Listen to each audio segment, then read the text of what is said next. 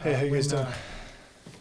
When wide receiver gets their first touchdown catch that's happened the last couple of weeks, anything special you do with them or for them? No, it's pretty cool. It's a cool moment. I mean, I think that's the obviously Daniel Jackson had his first touchdown, and I think I just told him in the end zone it's the first of many because he's going to have a lot in his career, and it's a cool moment to celebrate. But at the same time, it's part of the game. You got to keep going, and he's going to have a lot of opportunities throughout this year and in the rest of his career to catch a lot more balls and score a lot more touchdowns. So it's exciting, and it's kind of the beginning of what can come. But it's pretty exciting for those guys. Does the challenge of a road game against a Power 5 opponent, does it come in at the right time, you feel? For us, it's always us versus us. It doesn't matter where we go. Our culture travels.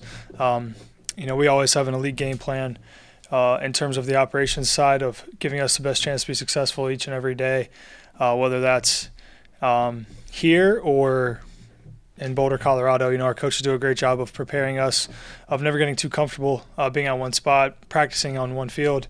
We went to the Vikings Stadium and training camp, do all kinds of different stuff to help us get ready. So for us, it's always just about executing and bringing our culture wherever we're at, whether that's Huntington Bank or wherever we're playing.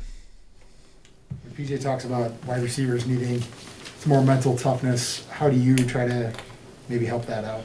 Yeah, being positive and understanding that it's something that everybody goes through at some point.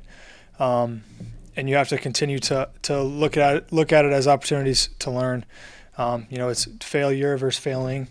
Failing is growth, and whenever you look at it and just how you view something, to be positive and continue to respond, keep your oar in the water and keep rowing.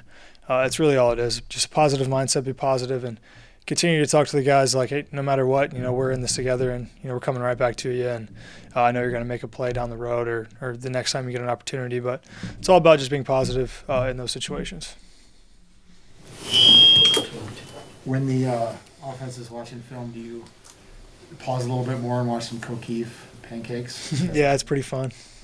Yeah, and those get highlighted in team meetings and in our position meetings and offensive unit meetings as well, just of how you play the game. And obviously, when you watch it, the way that he plays is for the whole team. So it's been really good for our whole team to watch him play, see the way that he just plays football and does it for the entirety of the team.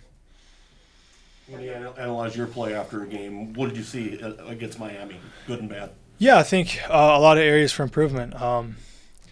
And there's always going to be areas to improve, but just continue to give guys chances to make plays, just a lot of different areas and just details in certain plays that may not seem so big, but in reality are a very big deal, especially to our offense. And so, again, just little details and things like that. So looking forward to continue to clean those up and have an opportunity to respond in practice today and in practice tomorrow, and then eventually when we get out on the field on Saturday. Yeah. Texas A&M had a hard time scoring against Colorado's defense last week. What do you think maybe might be some keys for you guys to kind of move the ball a little bit more efficiently than Texas A&M might have done last week against that defense? Obviously they're a fantastic defense. They got a lot of really good players, guys that you can tell love to play football. Very smart, instinctual football players. And for us, it always just comes down to executing our offense, being locked in with the details and being able to move the ball on the ground and in the air to keep our offense moving efficiently. And like I said, it just comes down to execution. And I know it's kind of a boring, vanilla answer that anybody can say, but at the end of the day, that's what it comes down to, doing your job better than the opponent and doing it at a consistent clip each and every quarter, each and every play. And at the end of the day, when you look up and you do that, you give yourself a chance to be successful, and that's what we got to do. You guys maybe have to prepare for a little bit more given the looks that they gave against A&M versus Northern Colorado. Yeah, obviously, kind of two different looks with two different teams. So you have to prepare for both, have to prepare for it all. What they did in those games, what they did in 2020, compare the differences and, prepare for both worlds and just be ready for whatever may happen and, game plan for it. And then at the end of the day, execute our offense. No matter what the defense is, we have rules and principles and things in that nature, different for every play. But when it comes down to it, you got to execute it and be ready to go for whatever situation it is, whatever play is called. Anything specific the team's doing to prepare for the elevation up there? For us, our coaches, our operations staff do an elite job of giving us the best chance to be successful in that area. And, we've had people do a lot of research about it in the off season about what the best way to do it is. So I think our operations team has an elite plan. I don't know if I'm supposed to go into a lot of details with it, but I know they've done a lot of research and they have a elite plan for us. For us to give us the best chance to be successful, and nutrition too, with different little knacks and any way to gain an edge. So our entire department is elite, and that goes from operations to nutrition, and it's everybody working together to give us the best chance to be successful on Saturday.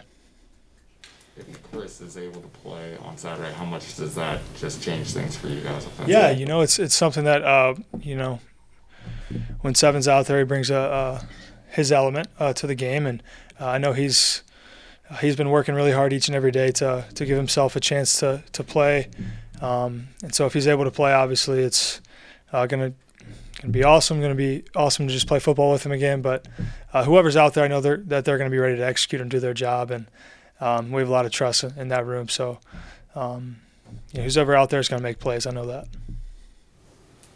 Have you ever played a high altitude game before? Do you notice any difference at all from your standpoint?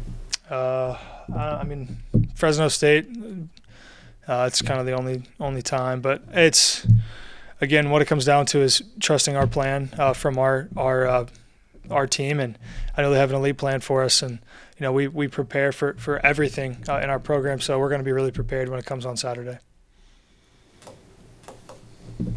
Any more for Tanner? Cool. Thank you guys. Have an elite day.